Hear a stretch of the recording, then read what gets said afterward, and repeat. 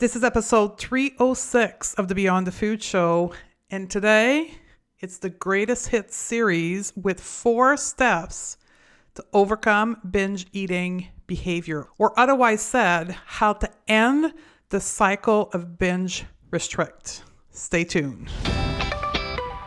Welcome to the Going Beyond the Food Show. I'm Stephanie Dozier, clinical nutritionist and creator of the Going Beyond the Food method.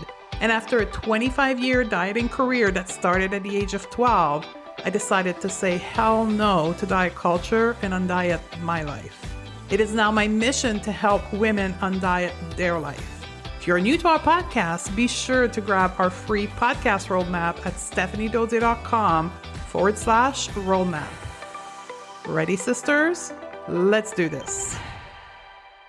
Hello, my sisters, and welcome back. And I'm kicking off a new segment of our podcast for the year to come, 2022.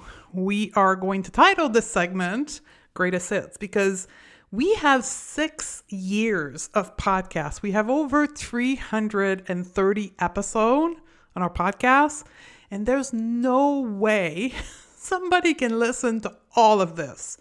So here's what I've been working on. I have looked at the most frequent question, the most frequent requests for help that we get.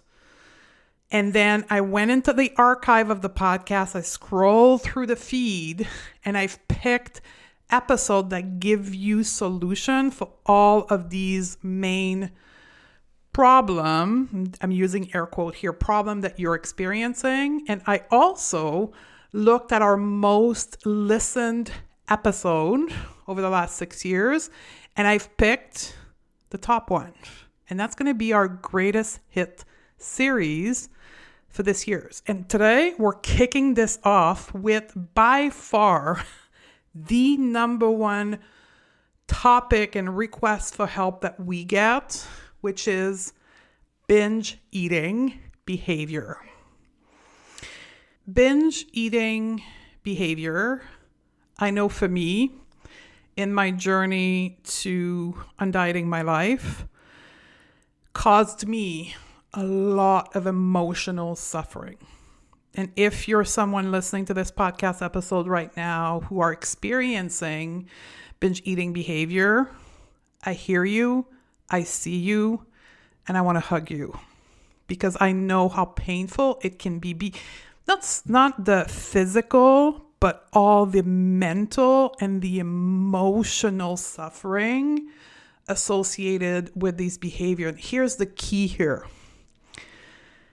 That suffering, that emotional burden, that mental constant critical thoughts we're having or experiencing towards ourselves when we have binge eating behavior is the starting point of overcoming binge eating behavior. If we want to end the cycle of binge restrict in our life, it's not going to start with the food behavior. We have to step back and begin our journey with creating compassion and understanding our thoughts and our emotion towards that behavior. That's the starting point of overcoming it. And that's what we're going to talk about in the podcast today. And then we can go on to the actual food behavior. That's what we do inside of Undiet Your Life, our program. We get started with the whole mental and emotional piece.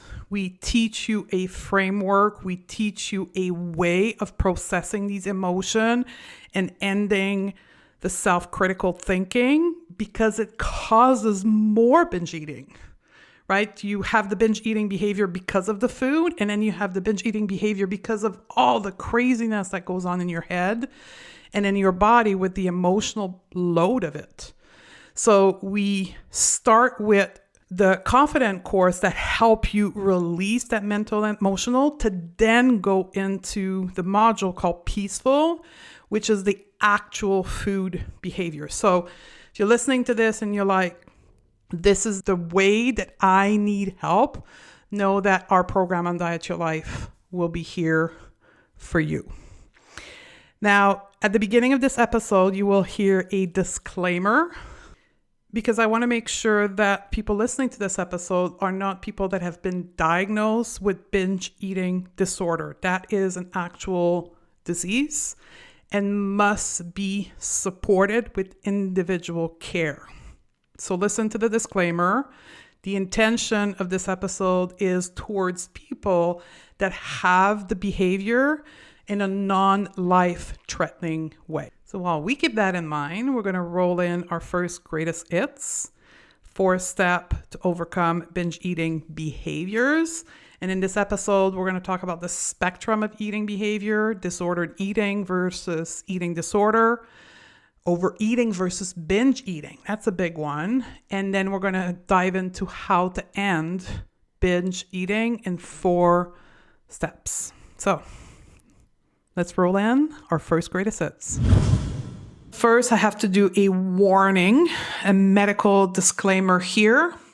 This podcast is growing rapidly, and it's recognized by other health professionals as a source of information for their private client.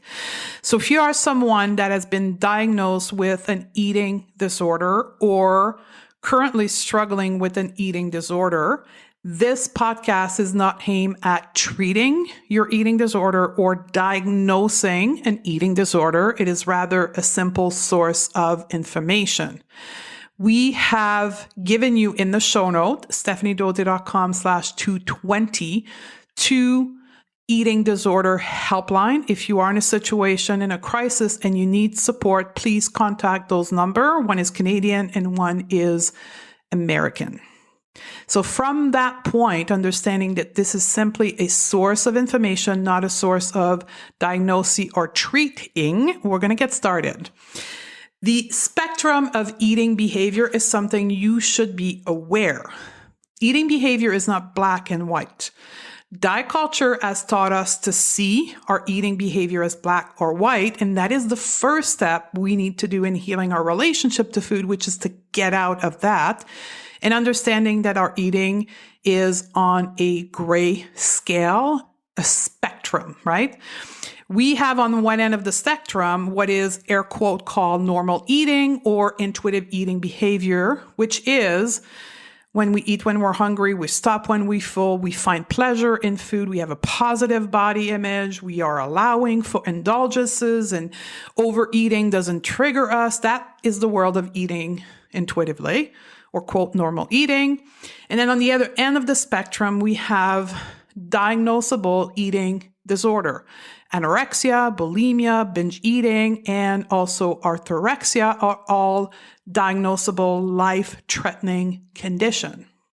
And then in the middle of this, there is what is commonly more expressed in society, which is disordered eating. This is when we restrict intake of food to control weight or shape. That could be quantity or types of food. We don't eat from hunger and fullness, rather from external cue. We use food to regulate our emotion. We have compulsion and obsession around food. We are afraid of overeating. We have a negative body image.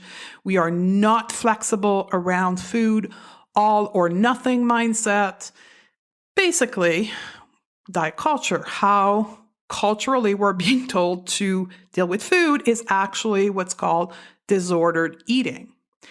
How do we know if we are disordered eating or eating disorder?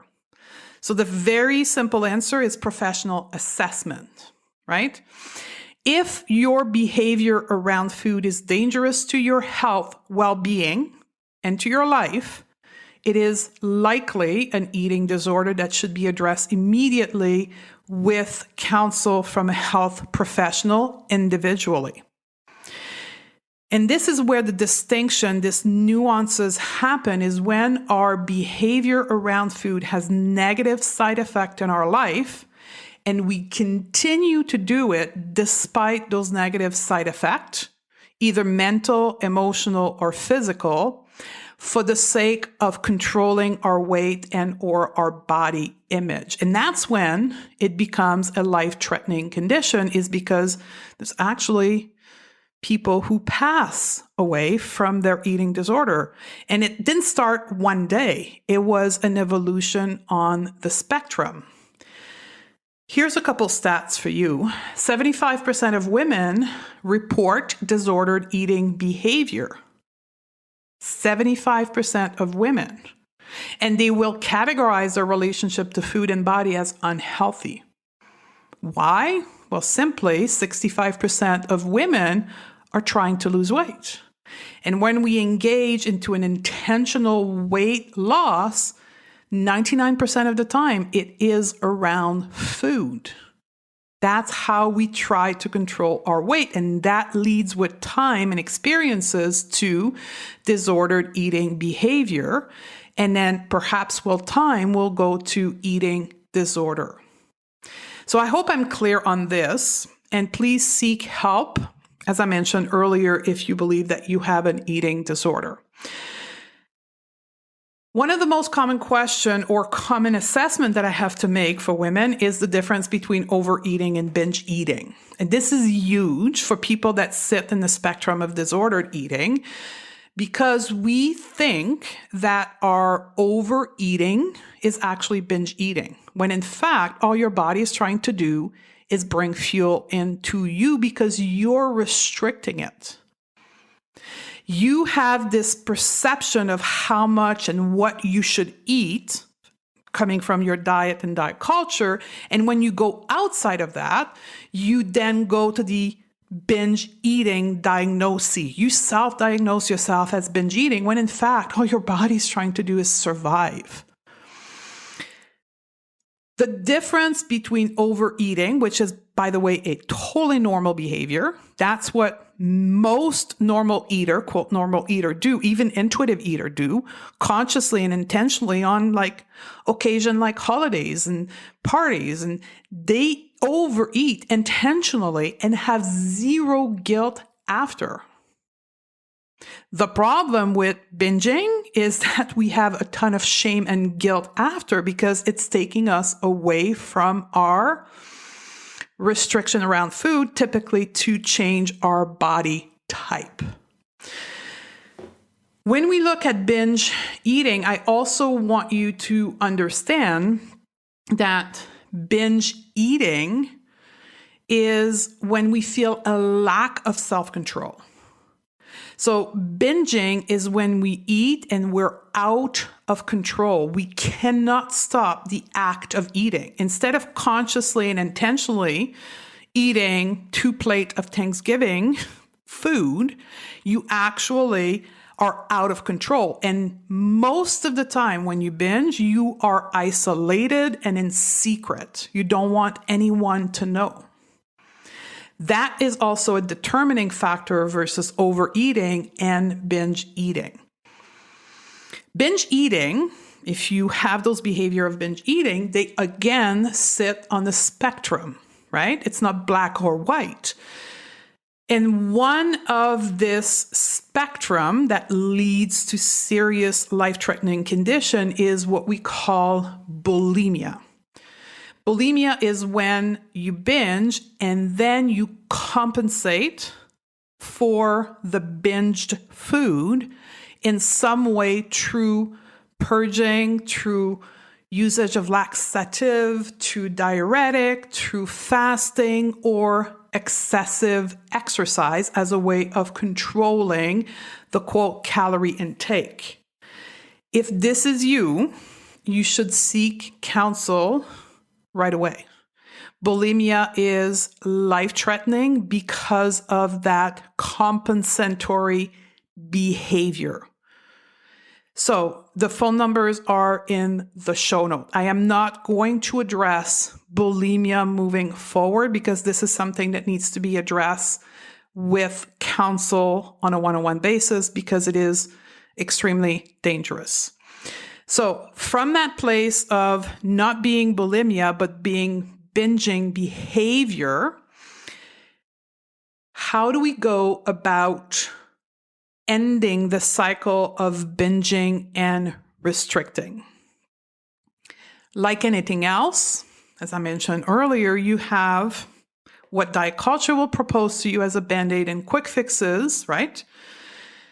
Because you also have to be aware, by the way, I was reading an article last week, intuitive eating will be the number one health trend in 2020. As I predicted almost 8 months ago, intuitive eating will be the top health trend. So guaranteed that diet culture will co-hope intuitive eating and will say to you, well, just lift off all the restriction and that you will automatically stop binging. BS. That's not the solution. Why? Because restriction is only a behavior. Restriction is not what we need to fix.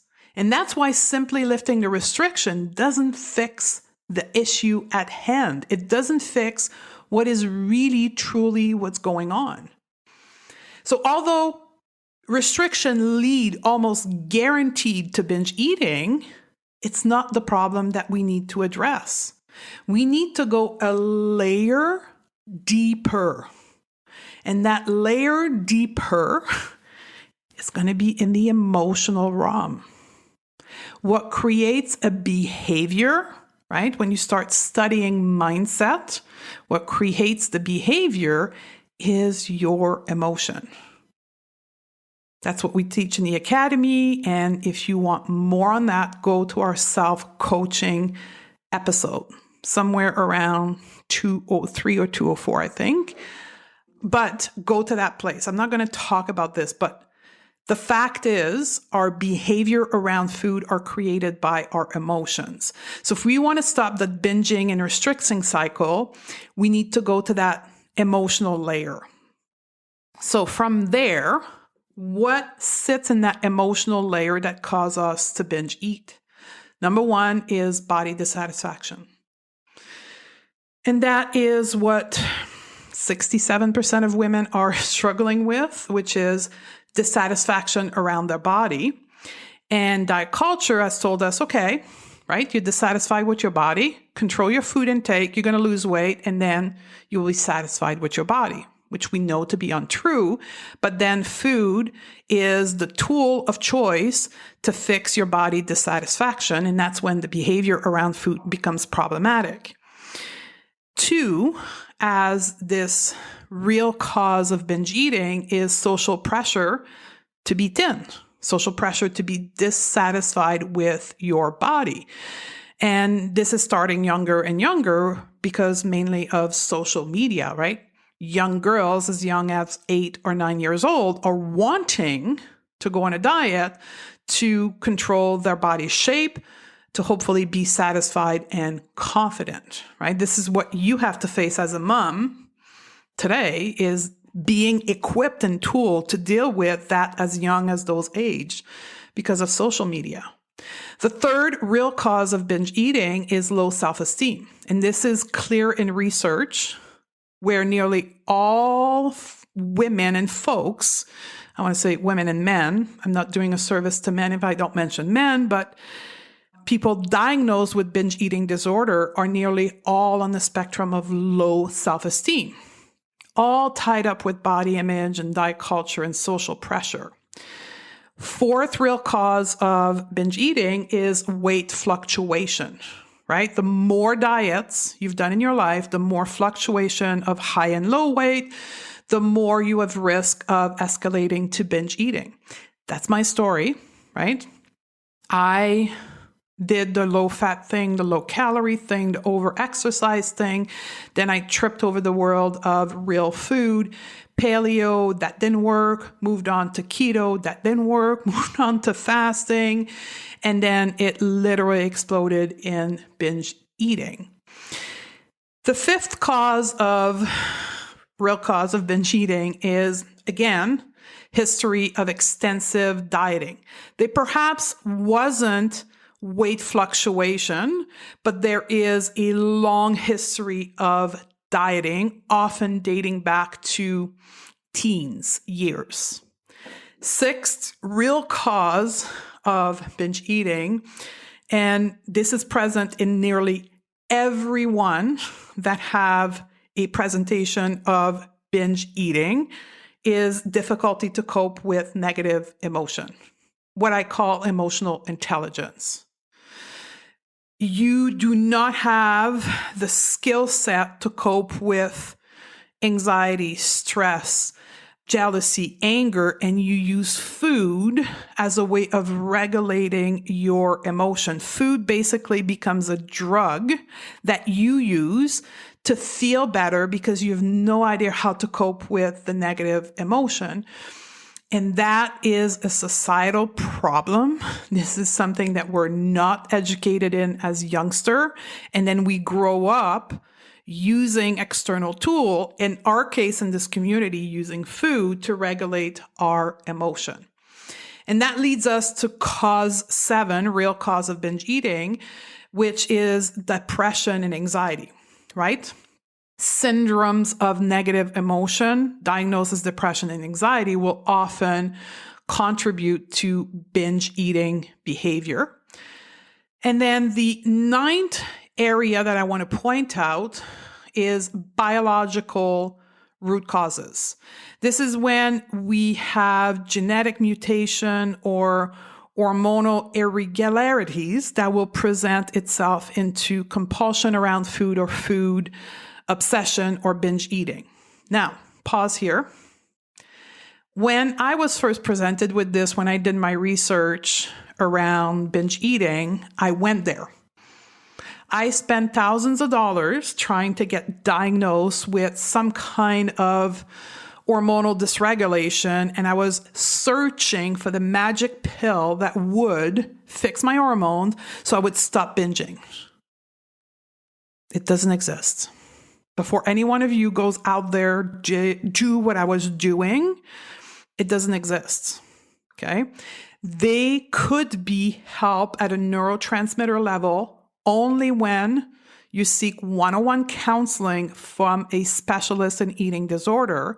However, know that will not take you away from doing the emotional work. You will have to do both together. The little, perhaps, neurotransmitter medication you may get will not solve your ability to cope with difficult emotion or will not solve body image dissatisfaction. You will still need to do this work. So I just want to caution everyone around that because I know a lot of you have a mindset that will get you there. Know that this could be a cause, but you need to be diagnosed individually for this. And then 2, you will still need to do the rest of the work.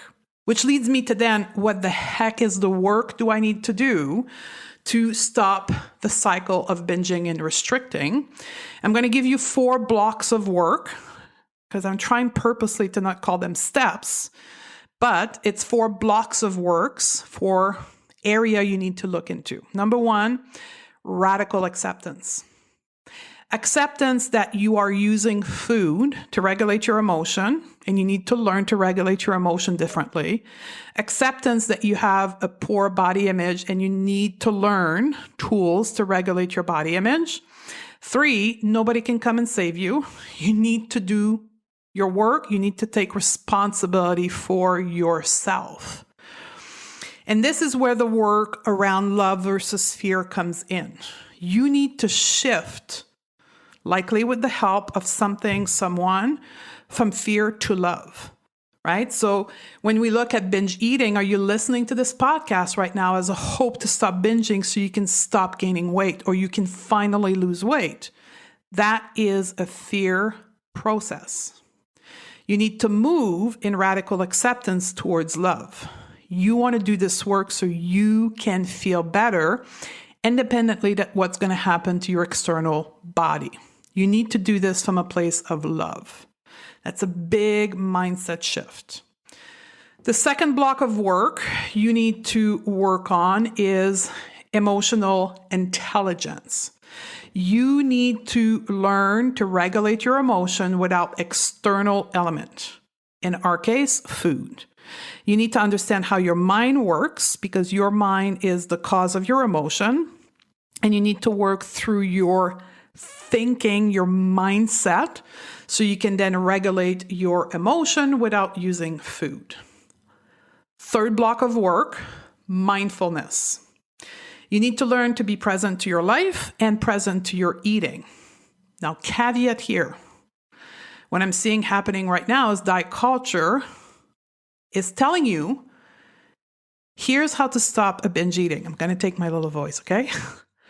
All you have to do is to be mindful in the middle of a binge, and that is going to magically stop the binge.